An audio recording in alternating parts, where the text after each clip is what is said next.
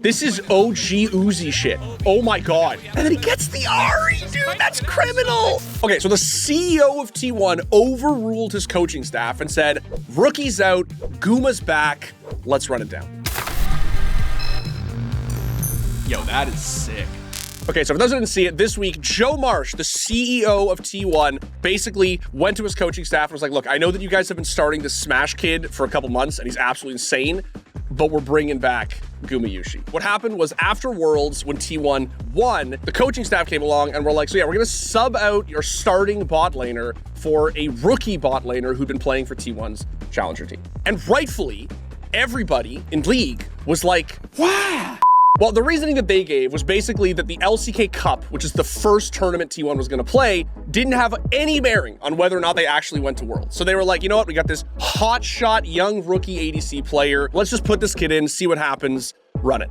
Which, honestly, on paper, sort of made sense. I think people forget that, like, this is how players like Faker and Gumayushi got their start to begin with, right? They got scouted, put in super early, and then just tore the league up. The problem is there were certain things that, like, just didn't really jive. Like, after the decision came to light, Guma himself released a statement, which basically just explained that he was, like, sad and shocked and talked about how this thing can happen to and occur for anyone. It kind of created this vibe of just like homie was being replaced by a rookie, but then T1 also said that they weren't. This statement in particular really stood out to me as just being like kind of contradictory with the overall sentiment of like, hey, look, obviously Guma's coming back. We're just trying out Smash for this one tournament that like doesn't matter. The reason they went with this kid is because he was, to his credit, owning in Korean Challenger League. Like, absolutely destroying people. Brother, this Ashe 2v5 at the Elder fight is absolutely insane. The thing Smash really has become known for is his kiting. Please watch this play.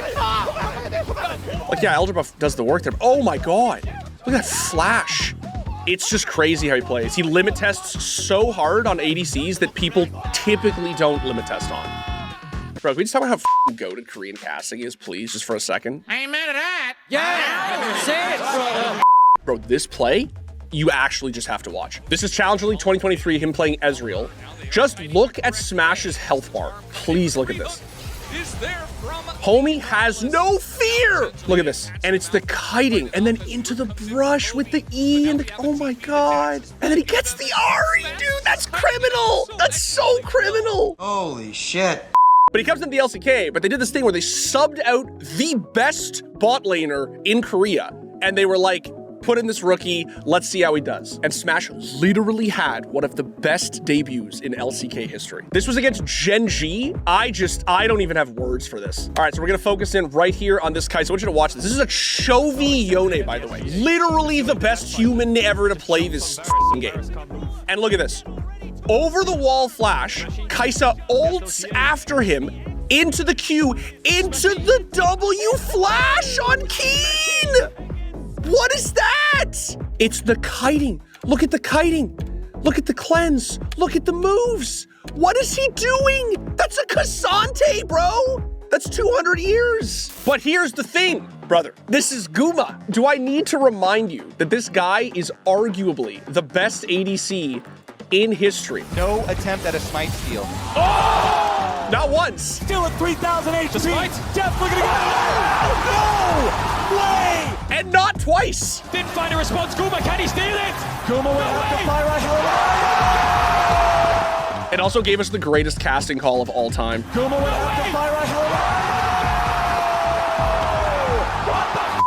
Bro, the squad goes nuts. That's what I love about this, is it's literally just the boys watching League. I've been a Guma stan forever, since well before Mans won Worlds. Homie makes Caitlyn look like a collie. Please just process the mechanics. My boy is playing an assassin. This is a 2011 champion against f***ing Silas. Jin starts ulting. So he's dodging the f***ing Jin ult while he's kiting, and then he dashes into the Caitlyn ult, bro.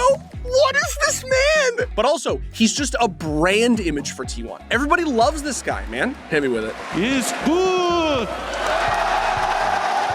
I think at some point it just became clear that once Faker inevitably has to, biologically, retire, this guy is just going to become the face of the team. And it's a popular opinion. People have been saying this for a while. Remember, Cagel said this a little while ago. You think we would see T1 deft? No, I think they'll resign Gumayushi. I feel like Gumayushi will stay in T1 forever. I actually cannot imagine Gumayushi on any other team other than T1. I feel like Guma is like adopting the mantle of being the new T1 forever player. So Joe Marsh rolled along and was just like, brother, we got to give the people what they want. And that's what he did. I can't read Korean, but that's presumably what this says. Joe, see right there, Joe. I'm 100% picturing Joe Marsh just kicking the door down of this like Korean coaching staff meeting and just going full Randy Marsh. I thought this was America. Just kicks the door down. Oh, I'm sorry. I thought this was America. We're starting bot laners get a spot on the starting lineup. Look, the reality is Smash is insane. He literally had one of the best debuts in LCK history, and he should be playing in the LCK on any team that isn't T1, or at the very least, Guma should have his starting spot back, and Smash can compete for the spot, which is exactly what happened. So right now, going into the season, what's going to happen is Guma gets his starting spot back, and then Smash is basically going to be competing for it, and the two of them are going to be like challenging each other, and I think that's fine. I actually think that's okay. But the idea that Guma would not retain the starting spot is lunacy. I don't care how good Smash is. That's absolutely, there's just no way. The man is a 3-time consecutive Worlds finalist, and he won 2 of them back to back. Literally, what more does someone have to do to retain their starting spot? Thanks for watching. If you want more content like this, hit the sub button and ring the notification bell. For unique bite-sized videos you won't find anywhere else, hit us up on our X, Instagram, Facebook, and TikTok.